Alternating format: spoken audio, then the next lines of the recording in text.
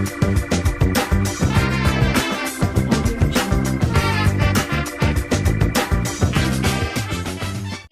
to the Brand Narrative, and today we are bringing another yet very impactful and a powerful story of Green Mentors, and we have with us Mr. Virendra Rawat. He's the founder of Green Mentor. Welcome, sir. Thank you, ma'am.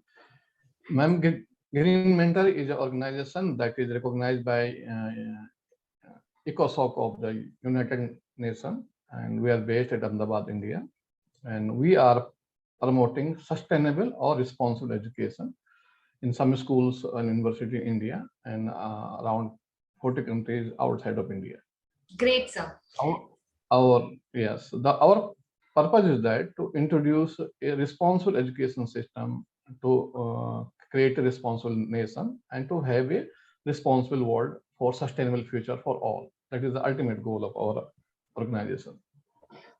Sir, as you have already introduced Green Mentors and viewers have got the idea about Green Mentors, मेरा आपसे एक बहुत ही simple question है but बहुत interesting question है कि आपको ऐसा क्या आपने ऐसा देखा या आपकी लाइफ में ऐसा क्या हुआ which inspired you कि मेरे को Green Mentors जैसा कुछ शुरू करना है? Ma'am, I basically belong from Uttarakhand, state of Uttarakhand. I was a student of a government school, and my father was unable to even sponsor my fee in the government school. After I graduated from school and university, I entered into the job market, and I find that yes, there are a lot of skills which I don't know. My school and my education does not contribute enough to create the livelihood. So I was searching for job, and I reached into Gujarat, and then I started working with the salary of 1200, and gradually I ranked to grown as much as I can. After that, in 2010, I have launched first green school in the state of Gujarat, and that school has inspired many people. And then the government of Gujarat also inspired from this model, and government has launched the 100 green school on the basis of my model, and I was the mentor of the government green school. Today, the government of Gujarat is having 500 green schools. Without respecting the nature and natural resources, we cannot have the sustainable future. And it is for everybody. Everybody is responsible for not one country or another country. If I am burning the fossil fuel, it will go to another country because air does not have the geographical barrier. The water does not have the geographical barrier. It flows everywhere, right? So the sky does not have the geographical barrier. So these are the issues we are working on, and we are transforming schools and university to go green. First, we audit the resources, facilities, we certify them as a green school and green university, and then we mentor them how to prepare and green graduates. And these green graduates will be getting placement in the green enterprises, or these green graduates will be creating their sustainable enterprises. And these enterprises will be going global. We are happy that we this time we have the great leader, because India was always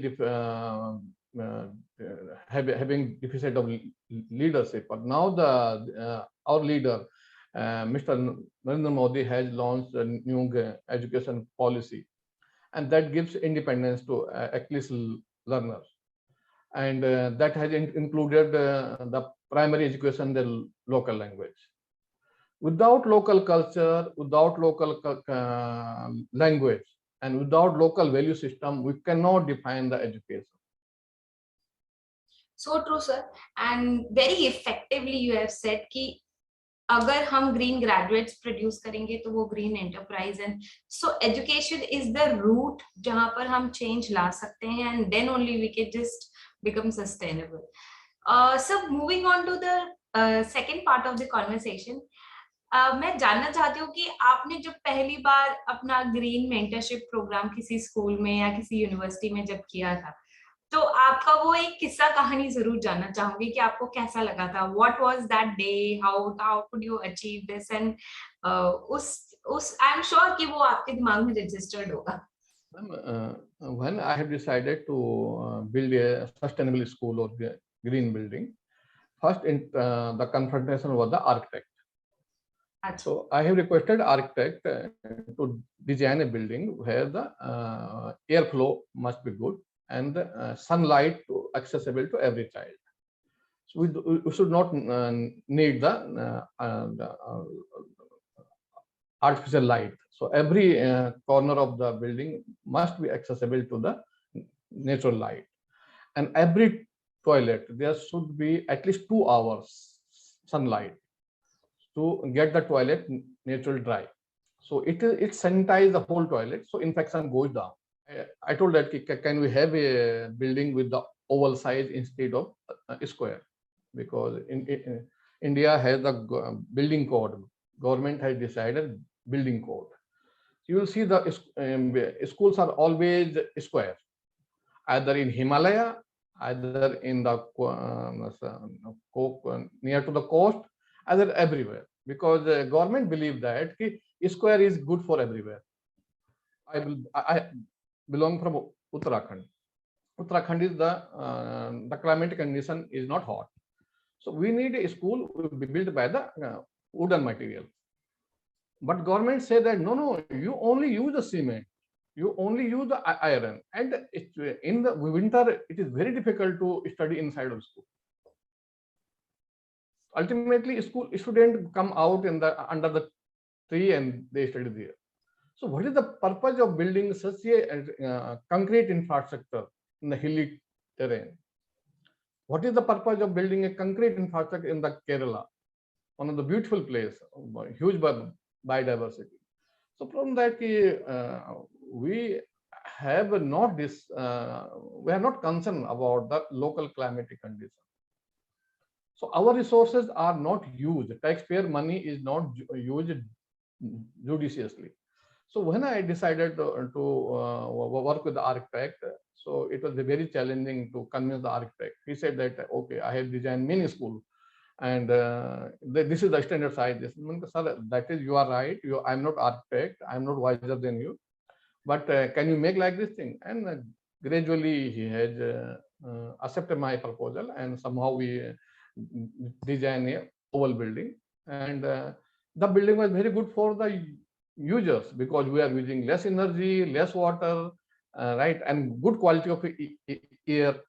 And that has changed the learning outcome of the student, because students were feeling comfort in the school. So I want to know about a little bit about the services which Green Mentors provide to empower. Services, yes. Services, we actually don't provide any service. We co-create the environment. Okay. We co-create. We work with the school, right, and bring the sustainability into the campus, minimizes the impact on the local environment, and create the better environment for learning. And whatever the cost that our physical cost and the manpower cost, we request school university to pay to us. So it was a mutual understanding, and school and university who are intending to minimize their impact on the local environment, they invite us, we work with them, and we are doing a good job as we believe. But we are not Definitely doing good job. we are not doing enough job because our size is small. We are not big corporation. We are not government aided, right? We don't believe in the government grant. We believe that yes, the education is job of society. Let society engage in it, society pay for it, and society work for it. It's the co-creation.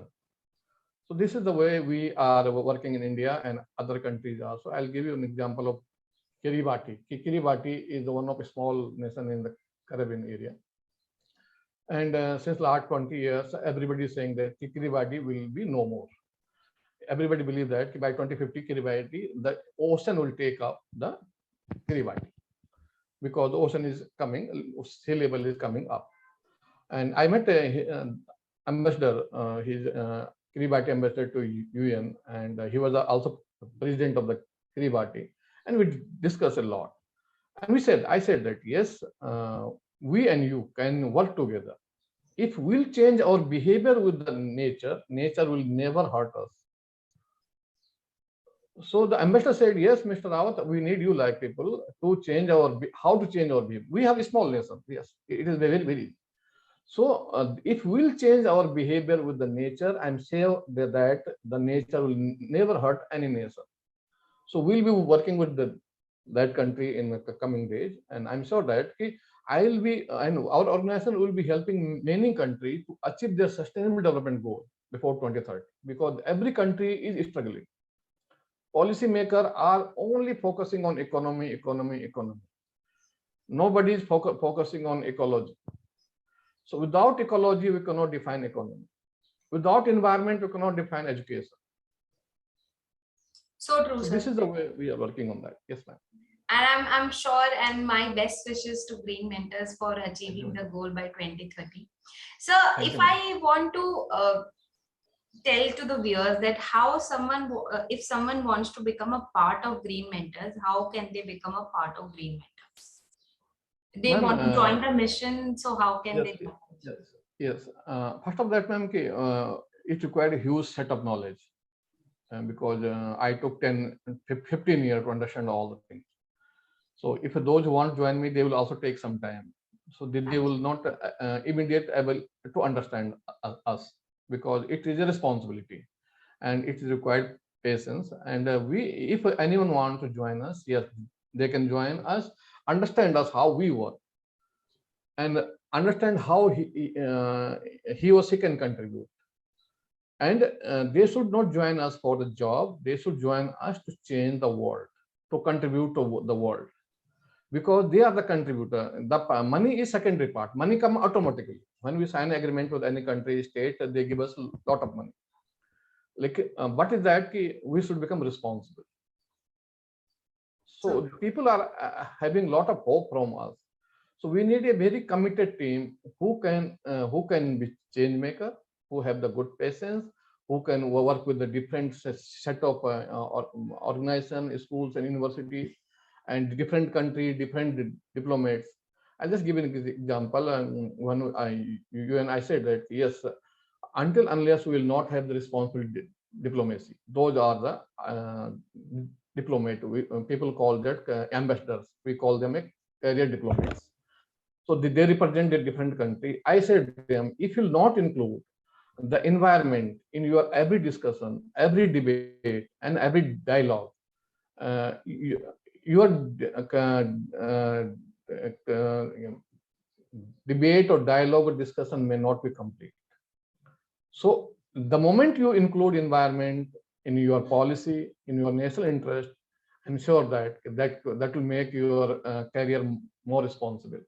So we are intending to launch a responsible diplomacy program for all ambassadors in different countries to protect the interest of the nature of that country along with the interest of that country.